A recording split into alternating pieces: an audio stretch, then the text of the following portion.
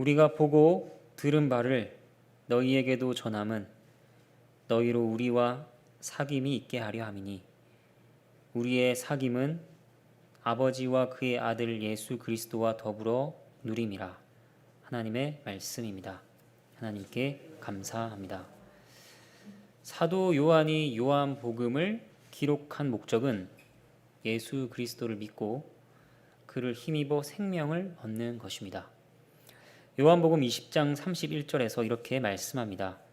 오직 이것을 기록함은 너희로 예수께서 하나님의 아들 그리스도이심을 믿게 하려 함이요 또 너희로 믿고 그 이름을 힘입어 생명을 얻게 하려 함이니라. 예수 그리스도를 믿고 그를 힘입어 생명을 얻는 것, 그것이 요한복음의 목적이라면 요한 1서의 기록 목적은 이것에서 더 나아갑니다.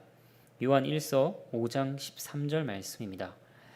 내가 하나님의 아들의 이름을 믿는 너희에게 이것을 쓰는 것은 너희로 하여금 너희에게 영생이 있음을 알게 하려 함이라. 요한 1서의 목적은 예수 그리스도를 믿은 자들에게 참으로 그들이 영생을 얻었다 하는 확신을 가지게 하는 것입니다. 받은 구원을 확신하게 되는 것, 또 그 구원을 누리는 것이 목적입니다. 이 목적을 생각하며 본문을 살피겠습니다. 1절부터 4절까지의 말씀을 보겠습니다. 태초부터 있는 생명의 말씀에 관하여는 우리가 들은 바요 눈으로 본 바요 자세히 보고 우리의 손으로 만진 바라. 또 이 생명이 나타내신 바 된지라. 이 영원한 생명을 우리가 보았고 증언하여 너희에게 전하노니 이는 아버지와 함께 계시다가 우리에게 나타내신 바 된 이시니라. 우리가 보고 들은 바를 너희에게도 전함은 너희로 우리와 사귐이 있게 하려 함이니 우리의 사귐은 아버지와 그의 아들 예수 그리스도와 더불어 누림이라. 우리가 이것을 쓰면 우리의 기쁨이 충만하게 하려 함이라. 1절을 보면 태초부터 있는 생명의 말씀이라고 합니다. 요한 1서의 시작 부분은 요한복음의 시작 부분과 닮아 있습니다. 그 시작은 태초로 거슬러 올라갑니다. 이것은 창세기를 떠올리게 하죠. 태초에 하나님이 천지를 창조하시니라. 이 태초라는 말을 요한이 사용한 것은 단순히 세상이 시작되던 시점을 말하려는 것이 아닙니다. 이 말을 접하는 순간 사람은 자신의 범위와 한계를 초월한 어떤 것을 마주하게 됩니다. 태초에 있었던 사람이 어디 있겠습니까? 요한은 지금 그 어떤 피조물도 경험하거나 생각할 수 없는 그런 영역의 일을 말하려고 태초라는 말을 사용한 것입니다. 이 태초는 오직 하나님께만 해당되는 영역이죠. 그리고 그는 태초에는 생명의 말씀을 알려줍니다. 말씀. 말씀은 말하다는 단어에서 유래한 명사입니다. 안에 있는 것을 밖으로 드러내어 말한 어떤 것이 말씀입니다. 하나님께서는 만물을 말씀으로 창조하셨습니다. 보통 우리는 하나님께서 빛이 있으라 큰 소리로 말씀하시니 그 말씀에 따라 빛이 생긴 것으로 상상합니다. 하지만 우리가 소리의 원리를 생각해 보겠습니다. 소리는 진동에 의해 발생하는 것입니다. 무엇인가가 떨리면서 나는 것이죠. 목이 떨리고 기타 줄이 떨립니다. 그래서 소리가 납니다. 그런데 하나님께는 몸이 없습니다. 그는 영이십니다. 소리를 낼 목도 없으시죠. 더군다나 태초에는 공기도 없었습니다. 소리를 전달할 수가 없습니다. 그러니까 우리가 어린 시절부터 들어온 창조 이야기, 하나님의 목소리를 흉내내며 들려주는 그런 창조 이야기는 어린 자녀들의 수준에 맞춰서 설명한 것이지 정확한 설명은 아니라는 것입니다. 그렇다면 하나님께서 말씀으로 세상을 창조하셨다는 것은 무엇일까요? 소리로 지으신 것이 아닌 것은 분명합니다. 시편 19편 3절 4절을 읽어드리겠습니다. 시편 19편 3절 4절입니다. 언어도 없고 말씀도 없으며 들리는 소리도 없으나 그의 소리가 온 땅에 통하고 그의 말씀이 세상 끝까지 이르도다. 하나님의 해를 위하여 하늘의 장막을 베푸셨도다. 들리는 소리는 없지만 그의 소리가 온 땅에 통했다고 합니다. 또 그의 말씀이 세상 끝까지 이르렀다고 합니다. 하나님의 뜻이 이루어진 것입니다. 그러니까 하나님께서 말씀으로 창조하셨다는 것은 마음에 있는 것을 말로 밖으로 표현하듯이 하나님께서 만물 창조의 뜻을 보이게 드러나게 실현하셨다는 것입니다. 그런데 사도 요한은 창조의 실현인 이 말씀이 누구냐? 바로 성자이신 그리스도라 우리에게 알려줍니다. 그래서 요한복음 1장 3절에서는 이렇게 말씀합니다. 만물이 그로 말미암아 지은 바 되었으니 지은 것이 하나도 그가 없이는 된 것이 없느니라. 존재하는 모든 것이 말씀인 성자를 통하여 존재하게 되었다. 이것을 앞에서 하나님께서 말씀하셨다는 말과 연결해 보면 이런 것입니다. 바로 하나님의 아들께서 아버지의 창조의 뜻을 드러내어 알리며 이루셨다는 것입니다. 요한은 성자의 이런 역할을 염두에 두고 그를 가리켜 말씀이라고 부르고 있습니다. 과연 하나님의 아들은 보이지 않는 하나님의 뜻을 드러내고 이루시는 말씀이십니다. 또 태초에 그 어떤 피조물도 있지 않을 때 계셨던 초월주이신 하나님이십니다. 그리고 그가 모든 피조물들에게 생명을 주셨으니 그분은 생명의 말씀이십니다. 그 생명은 창조에만 국한되지 않죠. 죄로 말미암아 죽은 우리의 생명을 다시 회복시켜 주시기도 하십니다. 그렇기 때문에 생명의 말씀이라 부르기에 합당한 분이십니다. 이제 이 말씀을 소개하는 다른 말을 보겠습니다. 그것은 그가 아버지와 함께 계셨다 하는 것입니다. 아버지와 함께 계셨다. 이 표현은 독특합니다. 왜냐하면 여기에 사용된 함께라는 단어 때문입니다. 사도 요한은 자신의 글에서 하나님께서 아들과 함께 하시는 것에 대해서 여러 번 언급합니다. 하지만 여기서 사용된 함께라는 단어는 다른 그리스어가 사용된 것을 확인할 수 있습니다. 딱 3번 요한복음 1장 1절과 2절 그리고 여기 요한 1서 1장 2절에만 사용된 단어입니다. 함께. 이렇게 제한적으로 사용했다는 것은 무엇입니까?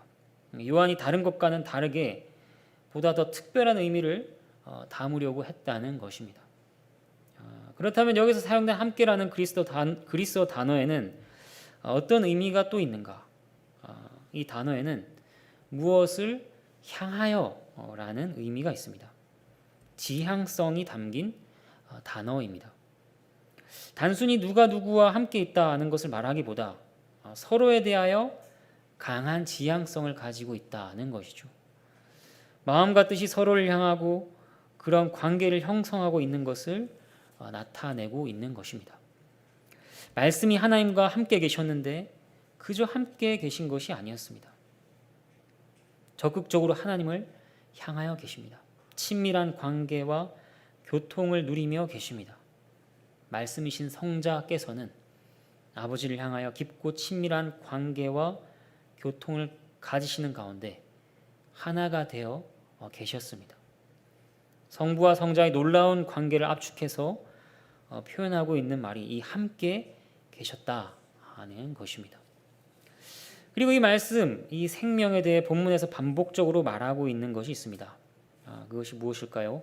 그것은 이 말씀과 생명이 되시는 분이 감각적으로 경험되었다는 것입니다. 1절에 들은 바, 눈으로 본 바, 자세히 보고 우리의 만진 바, 2절을 보면 다시 보았고 우리에게 나타내신 바 된 이시라고 말합니다. 말씀이 인간의 경험의 영역으로 역사 안으로 들어왔다는 것입니다. 원래 하나님은 사람이 볼 수 없는 분이십니다. 만질 수 없는 분이시죠. 사람의 감각과 경험을 초월하여 계시기 때문입니다. 하나님은 영이십니다. 과학적으로 논리적 추론으로 알 수가 없는 분입니다. 그리고 사람이 하나님을 보는 것은 감당할 수도 없는 일입니다. 왜 그렇습니까? 그분이 지극히 거룩하고 영광스러운 분이시기 때문입니다. 모세가 하나님께 영광을 보여주시기를 구했습니다. 하나님께서는 그런 모세에게 말씀하셨습니다. 출애굽기 33장 20절, 내가 내 얼굴을 보지 못하리니 나를 보고 살 자가 없음이니라. 디모데전서 6장 16절은 또 이렇게 말씀합니다. 가까이 가지 못할 빛에 거하시고 어떤 사람도 보지 못하였고 또 볼 수 없는 이시니 그에게 존귀와 영원한 권능을 돌릴지어다. 그런 하나님께서 인간이 경험할 수 있는 역사 속으로 참 사람이 되시어 들어오신 것입니다. 그러니까 이 성육신은 얼마나 놀라운 일인지 모릅니다. 구약에 나타내셨던 모습들, 성품들, 거룩한 성품과 은혜와 자비와 긍휼을 귀로 듣고 눈으로 보고 손으로 만져볼 수 있도록 오신 일이 성육신입니다. 성자께서 들려주시는 말씀과 행하시는 일은 사람의 것이 아니라 하나님의 것으로 나타내시는 것입니다. 결국 사도 요한이 말하는 것을 요약하면 무엇입니까? 예수 그리스도께서 영원히 계셨던 하나님이시다. 그 하나님께서 참 사람으로 오셨다 하는 것입니다. 이것을 말하는 목적이 무엇일까요? 몇 가지를 생각해 볼 수 있습니다. 먼저 이것은 예수 그리스도에 대한 잘못된 견해들을 교정해 줍니다. 그분을 단지 위대한 선생, 거룩한 선지자 정도로만 생각하는 자들에게는 그가 참 하나님이시라 하는 것을 알려줍니다. 반대로 그가 하나님이신데 어떻게 비천한 육신을 입을 수 있겠냐 하는 자들에게는 그가 참으로 사람으로 오셨다는 것을 알려줍니다. 물론 성경에서 육신 자체를 악한 것으로 말하지 않습니다. 몸은 하나님께서 만드신 선한 것입니다. 하지만 당시의 영혼은 영원하고 좋은 것, 육은 영혼의 감옥과 같이 악한 것, 이렇게 생각하는 자들이 있었습니다. 그래서 하나님의 아들께서 육체로 오신 것을 부인하며 교회를 미혹했습니다. 요한일서의 시작 부분은 그리스도에 대한 그런 모든 이단적인 생각들을 물리칩니다. 그리고 사도 요한이 성육신을 말하는 목적은 또 교회의 위로와 확신을 더하기 위해서입니다. 어떤 위로와 확신인가? 범죄한 인간의 역사를 보면 아담과 하와는 하나님과 거닐던 에덴 동산에서 쫓겨났습니다. 아담의 아들인 가인은 이렇게 고백했습니다. 나를 쫓아내신즉 내가 주의 낯을 배웁지 못하오리다. 하나님께서는 또 부패한 육이 된 인간을 향해 이렇게 선언하셨죠. 나의 신이 영원히 사람과 함께하지 아니하리라. 죄는 하나님과 사람 사이에 허물 수 없는 장벽을 세웠습니다. 그런데 성육신은 이 모든 저주와 단절이 거두어지고 하나님의 얼굴을 다시 뵙고 그의 음성을 다시 들으며 그와 교제하고 교통하는 회복의 길이 열렸다는 것을 알려줍니다. 3절에서 우리의 사귐은 아버지와 그의 아들 예수 그리스도와 더불어 누림이라는 것은 그런 것입니다. 사도 요한이 직접 그것의 경험자라 또 자신뿐 아니라 다른 제자들 역시 이것의 증인들이라 말하고 있습니다. 소문이 아니라 카더라 통신이 아니라 직접 경험했다. 확신을 갖지 않은 사실에 대해 가르치고 있는 바가 아니니 너희가 확신해도 좋다 하는 것입니다. 그렇게 우리 믿음에 대한 확신을 더해주는 것이죠. 그리고 사도 요한이 태초에 계신 말씀과 눈으로 본 바, 손으로 만진 바 된 분을 소개하는 것은 우리의 마음을 그분께 이끌기 위해서입니다. 너희가 믿고 있는 그분이 누구냐? 그가 바로 하나님이시라. 천지를 지으신 전능하신 분이라. 하나님의 뜻을 나타내시는 분이라. 그가 얼마나 영광스러운 분이시며 거룩한 분이시고 존귀한 분이신지를 바라보라. 그가 얼마나 은혜와 자비가 넘치는 분인지를 바라보라 합니다. 왜 그렇습니까? 믿음의 대상이 되시는 이 분을 바라볼 때 구원에 대한 우리의 확신이 커져가기 때문입니다. 구원에 대한 확신, 영생에 대한 확신은 우리의 내면을 바라볼 때 생기는 것이 아닙니다. 그가 하나님이시고 또 그가 우리와 같이 사람이 되신 중보자시기 때문에 우리의 영생이, 우리의 구원이 확실합니다. 우리 구주 예수 그리스도께서 누구신가 하는 것을 묵상하고 바라볼 때 영생에 대한 확신이 더욱 생기는 것이죠. 사도 요한은 아버지와 아들과 더불어 누리는 사귐으로 우리를 초대합니다. 구원을 누리는 것, 영생을 누리는 것은 유일하신 참 하나님과 그가 보내신 자 예수 그리스도를 아는 것에서 옵니다. 베드로도 동일한 맥락에서 말합니다. 베드로후서 1장 2절 말씀, 하나님과 우리 주 예수를 알므로 은혜와 평강이 너희에게 더욱 많을지어다. 하나님과 예수를 아는 것으로 은혜와 평강이 우리에게 더욱 많아집니다. 이어서 1장 3절 보면 또 이렇게 말합니다. 그의 신기한 능력으로 생명과 경건에 속한 모든 것을 우리에게 주셨으니 이는 자기의 영광과 덕으로서 우리를 부르신 이를 알므로 말미암음이라. 그를 아는 것으로 말미암아 생명과 경건에 속한 모든 것을 우리는 받습니다. 여러분, 그렇다면 우리가 진정 애쓸 일이 무엇입니까? 우리는 이 그리스도를 아는 일에 애써야 합니다. 평안과 기쁨을 잡으려고 애쓰는 것은 소용이 없습니다. 거룩과 구원과 영생 자체를 잡으려고 발버둥 쳐봐야 의미가 없습니다. 그것들은 모래를 손에 움켜쥐려는 것과 같습니다. 다 빠져나가 버립니다. 그것은 우리의 손에 있는 것이 아닙니다. 그 모든 것은 오직 그리스도 안에 있는 것입니다. 그를 얻으면 그 안에 있는 모든 것을 우리는 얻는 것입니다. 그렇기 때문에 하나님과 그가 보내신 하나님의 아들을 붙잡기 위해, 그를 알기 위해 그와 교제하는데 우리는 모든 것을 걸어야 합니다. 5절부터 7절까지의 말씀입니다. 우리가 그에게서 듣고 너에게 전하는 소식은 이것이니 곧 하나님은 빛이시라. 그에게는 어둠이 조금도 없으시다는 것이니라. 만일 우리가 하나님과 사귐이 있다 하고 어둠에 행하면 거짓말을 하고 진리를 행하지 아니함이거니와 그가 빛 가운데 계신 것 같이 우리도 빛 가운데 행하면 우리가 서로 사귐이 있고 그 아들 예수의 피가 우리를 모든 죄에서 깨끗하게 하실 것이요. 사도 요한은 하나님께서 빛이시라고 합니다.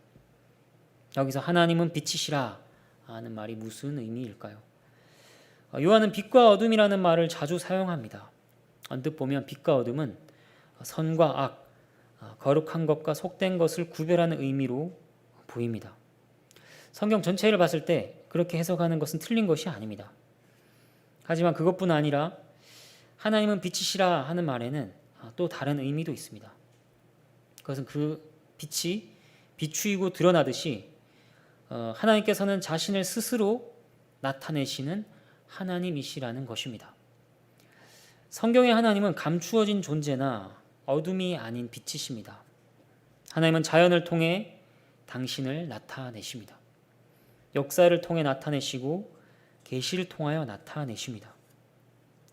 무엇보다 그분은 앞서 살폈듯이 아들이신 예수 그리스도를 통해 인류에게 자신을 나타내시죠.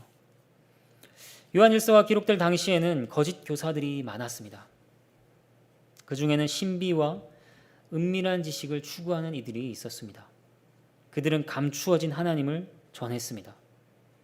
이들은 뛰어난 영성이나 특별한 지식을 소유한 집단만이 알 수 있는 신을 가르쳤습니다. 매우 잘못된 사상이죠. 사도 요한은 이런 위험하고 파괴적인 이단 사상을 물리치기 위해 하나님께서 빛이시라고 선포했습니다. 하나님께서는 사도들을 통해 또 그들에게 주어진 성령의 가르침을 통해 당신과 당신의 뜻을 나타내신 분이라고 강조했습니다.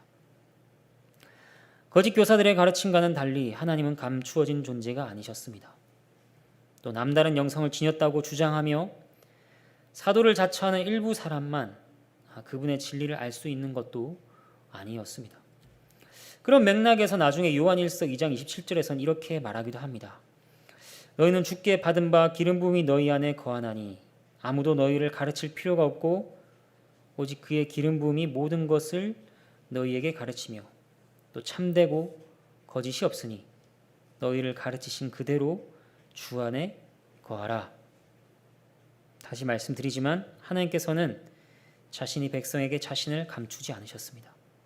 그분은 은혜롭고 풍성하게 자신의 본성과 뜻을 그들에게 계시하셨습니다. 사랑과 정의와 공의를 세상에 행하기를 기뻐하시는 것을 나타내셨습니다. 또 선한 것과 우리에게 요구하시는 것을 분명하게 밝히셨습니다. 그들은 어렵거나 새로운 것이 아닙니다. 사도 요한은 빛 대신 하나님과 사귀는 것을 또한 진리를 행하는 것과 연결하여 설명합니다. 영광스럽고 거룩하시며 자신을 나타내시는 하나님과 사귄다면, 그 빛 대신 하나님과 교제한다면 그 결과는 당연히 진리에 거하고 진리를 따라 행하는 것으로 나타납니다. 하나님께서 그리스도를 통해 당신의 뜻을 드러내셨습니다. 회개하라, 믿으라 말씀하셨습니다. 그 하나님과 교제한다면 당연히 그리스도의 속죄 사역을 붙드는 것이고 신자는 그렇게 붙드는 것에서 비롯되는 모든 복과 유익을 누리게 됩니다. 빛 가운데 행하는 이 말에서 오해하지 말 것이 있습니다. 진리를 행하는 것은 완벽하게 흠없는 거룩한 생활을 의미하는 게 아니라는 것입니다. 그런 의미라면 나중에 8절에서 만일 우리가 죄가 없다고 말하면 스스로 속이고 또 진리가 우리 속에 있지 아니할 것이라는 말씀이 따라오지 않았을 것입니다. 요한은 그리스도인이 죄 없는 완전한 상태에 도달할 수 있다고 가르치지 않았습니다. 또 이 세상에서 완전한 성화를 이룰 수 있다, 더 이상 죄 짓지 않고 살아갈 수 있다 가르치지도 않았습니다. 신자의 삶이 항상 하나님의 성품과 뜻을 완전하게 반영할 수는 없습니다. 사람들은 하나의 행동과 하나의 장면을 놓고 판단하죠. 하나의 선한 행동을 보며 그는 괜찮은 사람이야 말하고, 하나의 잘못된 행동을 보며 그는 잘못됐어 선을 긋고 분류해 버립니다. 하지만 지금 여기서 빛 가운데 행한다고 하는 것은 지속적인 장면들을 말하는 것입니다. 비유를 들자면 한 장의 사진으로 찍힌 그것이 아니라 긴 필름의 영화로 신자의 삶이 판단받는다는 것입니다. 그것을 보면 신자의 삶과 행위는 불신자의 삶과 행위와 뚜렷한 차이를 보이는 것이죠. 구원의 증거는 완전함이 아니라 하나님의 계시의 빛 가운데에서 행할 수 있는 능력에 있는 것입니다. 이것이 중요합니다. 하나님의 계시의 빛 가운데에서 지속적으로 행하는 것입니다. 그래서 우리가 만약에 내가 하나님의 완전하신 성품을 여전히 의식하고 있는가, 그에 따라 살아가고자 하는 마음이 내 안에 있는가, 내가 계시된 말씀의 내용들을 믿고 붙잡는가, 보내신 아들 예수 그리스도로 인하여 내 죄가 깨끗해짐을 믿으며 오늘도 그것을 의지하고 있는가, 이러한 질문들 가운데 답이 예스라면 내 안에 영생이 있구나, 우리는 확신할 수 있습니다. 8절부터 10절까지 말씀입니다. 만일 우리가 죄가 없다고 말하면 스스로 속이고 또 진리가 우리 속에 있지 아니할 것이요 만일 우리가 우리 죄를 자백하면 그는 미쁘시고 의로우사 우리 죄를 사하시며 우리를 모든 불의에서 깨끗하게 하실 것이요 만일 우리가 범죄하지 아니하였다 하면 하나님을 거짓말하는 이로 만드는 것이니 또한 그의 말씀이 우리 속에 있지 아니하니라. 8절과 10절은 비슷한 내용을 반복합니다. 우리가 죄 없다 말하면, 범죄하지 아니하였다 말하면 어떤 것이냐? 스스로를 속이는 것, 자신을 속이고 하나님을 거짓말쟁이로 만드는 것이다. 진리와 하나님의 말씀이 우리 속에 있지 않은 것이다 고 말합니다. 우리가 죄가 없다고 결코 말하지 말라는 것입니다. 빛 대신 하나님과 사귀면 당연한 것입니다. 그분의 절대적인 거룩함 앞에 또 계시된 말씀의 기준들 앞에 서면 우리의 허물은 여과 없이 드러날 수밖에 없습니다. 그러면 하나님의 완전하신 성품과 계시된 말씀에 비추어 죄를 발견하고 자백하면 어떻게 되는가? 이것이 중요합니다. 이 말씀에 우리는 주목해야 합니다. 9절 말씀. 그는 미쁘시고 의로우사 우리 죄를 사하시며 우리를 모든 불의에서 깨끗하게 하실 것이요. 이건 역시 빛 대신 하나님의 성품이며 계시된 말씀에 근거한 것입니다. 마귀는 죄를 의식하면 절망에 빠질 수밖에 없다고, 죄를 솔직하게 고백하면 하나님의 가혹한 책망을 받을 것이라 우리에게 속삭입니다. 매우 지독한 거짓말이죠. 우리의 양심을 올가매고 이 거짓말이 우리를 괴롭힙니다. 하지만 우리에게 있는 죄를 진지하게 생각한다고 해서 절망적인 후회의 절벽 아래로 우리가 추락하지는 않습니다. 오히려 우리는 우리의 죄와 무능력을 의식할수록 그리스도의 완전한 사역에 눈을 돌리게 됩니다. 그리고 죄를 자백하면 하나님의 미쁘심과 용서와 깨끗하게 하심을 경험할 수 있는 것이죠. 그리스도에는 예수 그리스도와 그분의 사역을 통해 나타난 그분의 은혜를 더욱 깊이 깨닫게 됩니다. 이런 변화의 과정에서 신자는 자신의 행위를 기뻐하는 것은 갈수록 줄어들게 됩니다. 동시에 그리스도의 절대적이고 완전한 사역을 기뻐함은 갈수록 늘어나죠. 시간이 흐를수록 자신에게서 기쁨과 확신을 찾는 우상 숭배적인 태도에서 벗어납니다. 그리고 오직 그리스도에게서만 기쁨과 확신을 찾는 단계로 나아갑니다. 이제 말씀을 정리하겠습니다. 사도 요한은 그리스도를 믿는 자들에게 영생이 있음을 더욱 확신케 하고 그것을 누리도록 하기를 원합니다. 오늘 본문에서 영생을 더욱 확신케 하고 누리는 것을 세 가지로 살폈습니다. 첫 번째는 우리의 믿음의 대상이 누구이신지를 지속적으로 바라보아야 한다는 것입니다. 그리스도께서 얼마나 놀라운 분이신지, 그가 얼마나 위대하며 아름다우며 영광스러운 하나님의 아들이신데 그 아들께서 낮은 땅에 임하셔서 우리와 사귐을 가지셨는지 보라는 것입니다. 여기에서 우리는 우리의 구원과 영생을 더욱 누리고 그 영생을 더욱 확신하게 됩니다. 두 번째는 빛 가운데 행하는 것입니다. 빛은 하나님의 완전하신 성품과 그가 드러내신 계시입니다. 하나님의 성품과 그의 말씀에 거하고 그것을 따라 사는 것이 우리의 삶에 나타나야 합니다. 그것이 우리에게 영생이 있다는 증거요, 우리가 영생을 누리는 방식입니다. 세 번째는 죄 고백입니다. 죄 고백은 슬프고 힘들고 어려운 것입니다. 자신의 더러움을 마주하는 것은 결코 유쾌하지 않은 일입니다. 괴롭습니다. 하지만 그것이 우리에게 영원한 생명이 있다는 증거요, 빛과 교제하고 있다는 증거입니다. 또 그것이 하나님의 크신 은혜와 사랑을 맛보는 길입니다. 하나님께서 그 아들의 이름을 믿는 우리 모두에게 영생이 있음을, 또 그 영생이 더 어떤 것인지 더욱더 구체적으로 깊이 알게 하시기를, 그것을 또 더 누리게 하시기를 바랍니다. 함께 찬양하겠습니다.